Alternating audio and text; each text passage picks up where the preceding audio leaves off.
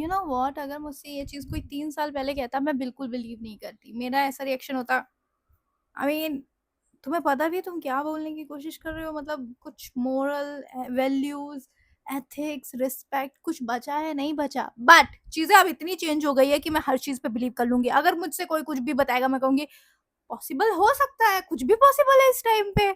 Generation का जो change आया है, इस जनरेशन के चेंज में कुछ भी पॉसिबल है।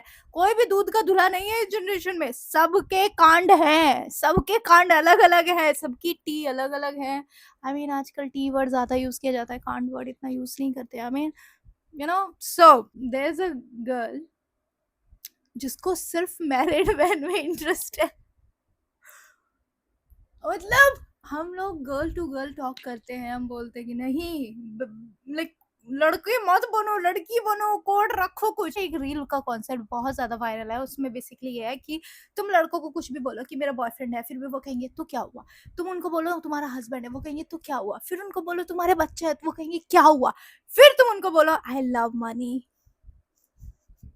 मतलब बेसिकली कॉन्सेप्ट ये है कि लड़कों को कोई फर्क नहीं पड़ता कि तुम्हारा हस्बैंड है, तुम्हारा बॉयफ्रेंड है, तुम्हारे बच्चे हैं, तुम्हारी एज ज्यादा है, उसको इन सब चीजों से मतलब नहीं है उसको तो। पर जहां तुमने बोला आई लव मनी, फिर गोल्ड डिगर, गोल्ड डिगर। लड़के इस चीज में ज्यादा स्टेप अप है, तो हमारी छोरियां छोरों से कम है क्या? अब कुछ लड़कियां भी है जिनको सिर्फ मैरिड मैन पसंद है। गाइस कम ऑन यार, मतलब इतना भी हमें अपना मोरल नहीं गिराना चाहिए कि मतलब come on, come on.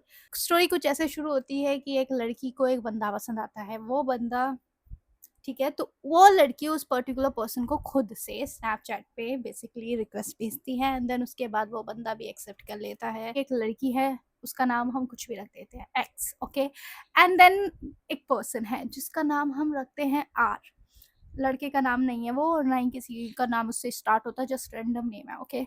So basically x को वो जो आर पर्सन है एक पार्टी में मिलता है, एंड उसके बाद एक्स थोड़ा ऑब्सेस्ड हो जाती है आर से, एंड एक्स एक्स खुद से उस पर्टिकुलर पर्सन को स्नैपचैट पे रिक्वेस्ट भेजती है, एक्स आर को अपनी स्नैप्स भेजती है। अब तुम समझ जाओ कैसी स्नैप, नॉर्मल स्नैप्स नहीं, ओके। एंड एक्स को पता है कि आर मैरिड है, स्टिल वो आर उसकी स्नैप्स देखता है। बेसिकली ऑफ कोर्स उसने भी एक्सेप्ट किया है, तो तुम मैरिड हो, स्नैपचैट एक्सेप्ट कर रहे हो। आर इंडिया में नहीं रहता है, आर इंडिया से बाहर रहता है, एक्स इंडिया में रहती है। वो जस्ट स्नैप पे एक दूसरे से कांटेक्ट करते हैं, कॉल वॉल पे बात नहीं करते, क्योंकि R is kind like a busy person. कुछ टाइम के बाद आर इंडिया आता है, एंड जो गर्ल है वो होली पार्टी में होती है, उसके बाद वो आर को देखती है। आई मीन बेसिकली आर उसका क्रश होता है, एक्स का बेसिकली आर क्रश है। अब ऐसा कैसा क्रश है? तुम्हें पता है सामने वाला मैरिड है तो कोई क्रश नहीं है। स्टूपिड बनाना बंद करो लोगों को। तो उसके बाद आर उस पर्टिकुलर पार्टी में होता है, एंड एक्स आर को उस पार्टी में देखती है, एंड एक्स वहाँ पे अपनी वाइफ के साथ आता है, एंड आर अपनी वाइफ के साथ एंजॉय करता है, जो कि नॉर्मल चीज़ है। एंड एक्स ये सब देखती है और उसका दिल टूट जाता है, क्योंकि आर ने उसको एक बार भी देखा नहीं, उससे इंटरेक्ट करने की कोशिश नहीं की, एक बार भी उसको आई कांटेक्ट नहीं दिया, और इतने टाइम से आर को वो स्नैप भेज रही है, वो स्नैप का रिप्लाई दे रहा था। आई मतलब मुझे समझ में नहीं आया वो लड़की क्या सोच रही है। मतलब उस लड़की को क्या है, उसको ऐसा लग रहा है कि वो अपनी बीवी का हाथ छोड़ के कहे कि आओ ना इधर, आओ ना इधर। आई मीन कोई आदमी कैसा भी हो, अब अगर वो अपनी बीवी के साथ है तो ऑफ कोर्स वो अपनी बीवी के साथ ही होगा ना। उसके बाद एक्स को इतना बुरा लगता है इस चीज का कि आर ने उसे नोटिस नहीं किया। आर ने उसे नोटिस नहीं किया, इस बात पे एक्स का मूड खराब हो जाता है। आर अपनी वाइफ का हाथ पकड़ के उसके सामने से गुजरा, इस बात पे एक्स का मूड खराब हो जाता है। अगर तुम में से कोई लड़की ऐसी है तो please you guys need a guidance, you guys need a guidance, you guys need a education. हम कितना भी डिफेंड कर ले, बट कुछ चीजों में हम कुछ लड़कियों को डिफेंड नहीं कर सकते। I mean guys you guys know, I mean you guys know कि एक बाउंड्री होती है, खुद से वो बाउंड्री क्रिएट कर सकते हैं। सामने वाला कोई बाउंड्री नहीं बनाना चाहता, वो उसका स्टैंडर्ड है, बट कम ऑन। कुछ टाइप की लड़कियों से डेफिनेटली मैं फ्रेंडशिप रखना पसंद नहीं करूंगी। गर्ल टू गर्ल एडवाइस, कुछ टाइप की लड़कियों से कभी फ्रेंडशिप मत रखना, स्पेशली वो जिनको मैरिड लोगों में इंटरेस्ट होता है, जिनको अच्छा लगता है मैरिड लोगों के घर में घुसना। आई मीन ठीक है आदमी तो है, पर तुम में तो अकल है।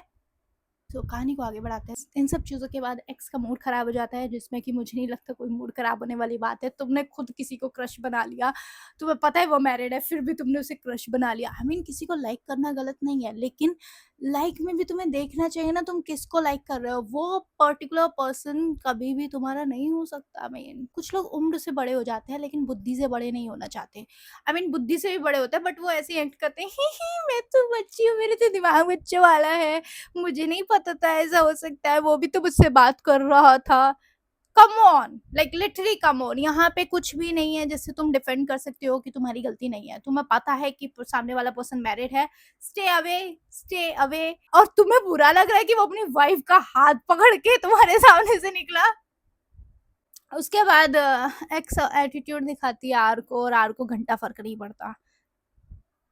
अब नेक्स्ट स्टोरी, ओके, एक्स की ही स्टोरी। एक्स अब जिम में जाती है। जिम में उसको एक पर्टिकुलर पर्सन दिखाई देता है जिसकी पर्सनालिटी डिफरेंट होती है बाकी लड़कों से, ऐसा एक्स को लगता है।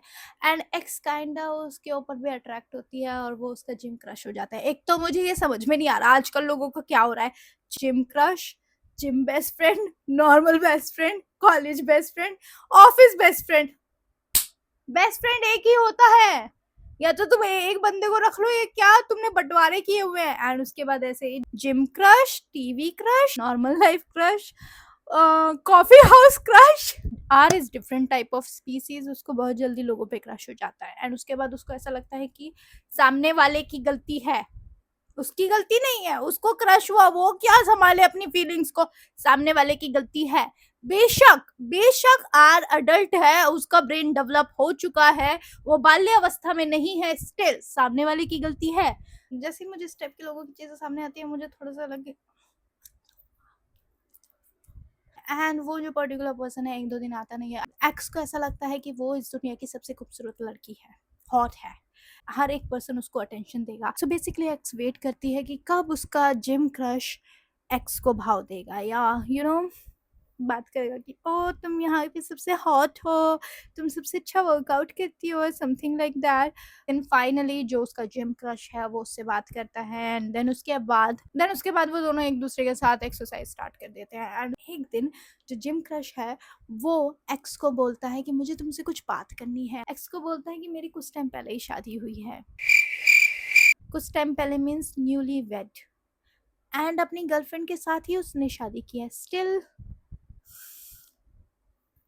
वो अपनी वाइफ की पिक्चर दिखाता है, एंड देन एक्स कमेंट करती है कि तुम्हारी वाइफ के अच्छे हैं, बोलते हैं हाँ। एंड देन उसके बाद वो पर्टिकुलरली सेंटिमेंटल बातें करते एक दूसरे से। वो उसको बोलता है कि अगर मेरी शादी नहीं हुई होती तो you know I kind like you. मतलब कैसे तुम लाइक कर सकते हो किसी को दूसरे फेस में जब तुम्हारी अपनी ही गर्लफ्रेंड के साथ शादी हुई है। एक्स तो बाकी सारी चीज़ें कर ही रही थी जिससे कि वो उसे अटेंशन दे और उसको पसंद करे। It's okay, I understand, but yeah I kind like you too, but ठीक है तुम्हारी शादी हो रखी है तो what you mean, literally what you mean, लड़कियां ऐसे क्यों हरकतें करती है मुझे समझ में नहीं आया। एंड देन स्टिल स्टिल वो उसके साथ कंटिन्यूसली मिल रही थी जिम में और साथ एक्सरसाइज कर रही थी। यू नो सामने वाले बंदे ने बोल दिया कि वो तुम्हें लाइक करता है और उसकी वाइफ है, उसके बाद भी girl what is this behaviour, मतलब व्हाट इज दिस बिहेवियर। तुम्हारे अंदर moral ethics, girl to girl code कुछ है या नहीं है। इसलिए एक बार को मैं पिक मी गर्ल के साथ हैंग आउट कर लूंगी, बट मुझे इस टाइप की लड़कियों के साथ बिल्कुल हैंग आउट नहीं करना जिनको सिर्फ मैरिड मैन में ही इंटरेस्ट है। पता चलने के बाद भी उनको वो लाइन ड्रॉ करनी नहीं आती कि नहीं भाई इसकी यू नो शादी हो रखी है, मुझे थोड़ी अपनी हरकतें सुधारनी चाहिए क्योंकि you are a girl too. Just think about it कि तुम्हारा हस्बैंड है या तुम्हारा बॉयफ्रेंड है और उसके बाद कोई और लड़की जान पूछ के उसको डोरे डाल रही है, उसको पता है कि इसकी तो गर्लफ्रेंड है, तो क्या हो गया, तो क्या हो गया, लड़के भी तो करते हैं, हम लड़कियां लड़कों से कम है क्या। एक लड़के ने मुझे बोला था मजा तभी आता है जब किसी लड़की का बॉयफ्रेंड होता है देन उनका ब्रेकअप करा के तुम उसके बॉयफ्रेंड बनो। तो हमारे लड़के लड़कों से कम थोड़ी ना है कि उन्हें मजा तभी आता है कि किसी की शादी में ऐसे घुस जाओ। तो एक्स यहीं पे नहीं रुकती है, एक्स आगे भी बढ़ती है। एक्स की एक और कहानी है। हे भगवान, माना कि लड़के अच्छे नहीं बचे हैं बट फिर भी married man, married man. Then उसके बाद एक्स फिर किसी से टकराती है एंड देन उसके बाद एक्स का फिर वो पर्टिकुलर पर्सन क्रश हो जाता है। तो आई थिंक ये एक्स का पैटर्न है। Like, चाहती ही वही है, वो मैनिफेस्ट ही वही करती है कि मैरिड मैन। बहन ये कैसी मैनिफेस्टेशन है?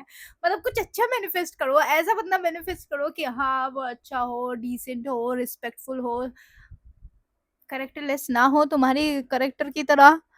पर तुम तो मैनिफेस्ट ही ऐसा बंदा करती हो कि कोई बंदा ऐसा हो जो कि मेरी तरह कैरेक्टरलेस हो। अगर कोई इस टाइप की लड़की है तो yes you are a characterless man. तुम्हें पता है सामने वाला बंदा मैरिड है तो stay away, stay the F away. इस बार बेसिकली एक्स डेटिंग साइट के थ्रू बंदे से मिलती है एंड वो जो पर्टिकुलर पर्सन है वो एक्स से मिलने आता है, काफी जेंटलमैन बिहेव करता है, वो बोलता है मैं भी मैरिड हूँ एंड नाउ एक्स स्टिल उसके साथ नाइट स्टे करती है।